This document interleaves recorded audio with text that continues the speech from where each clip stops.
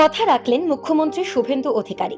৭ই জুলাই তারাতলায় দুর্ঘটনায় মৃত ও আহতদের পরিবারের হাতে আর্থিক সাহায্য তুলে দিলেন তিনি। চলতি বছরের ২৪শে জুন কলকাতায় ঘটে যায় এক মর্মান্তিক দুর্ঘটনা।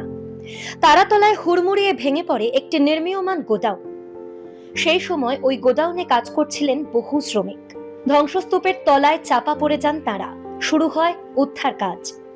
একে একে বহু শ্রমিককে উদ্ধার করে উদ্ধারকারী দল, কিন্তু এই দুর্ঘটনায় বাঁচানো যায়নি ১৬ জন শ্রমিককে।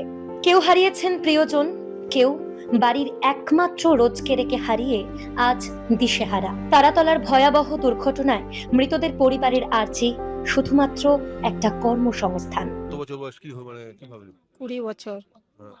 ওই তারাতলায় কাজ করতে গিয়ে হ্যাঁ, আপনার কি মুখ্যমন্ত্রীর কাছে কি দাবি ছিল?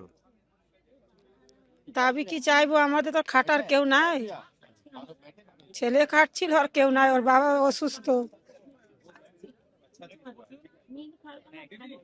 মুখ্যমন্ত্রী যে সাহায্যের আশ্বাস দিয়েছে তাতে আপনারা কি খুশি? আমি চাইছি আমার কোনো রকম কাজ দেখ, যেটাই পারবো। কাজে আশা করছেন, হ্যাঁ, দাবি করছেন? তাইলে কি করে খাবো? এই টাকা কদিন খাবো? মুখ্যমন্ত্রী তো পাশে থাকার আশ্বাস দিয়েছেন আপনাদের।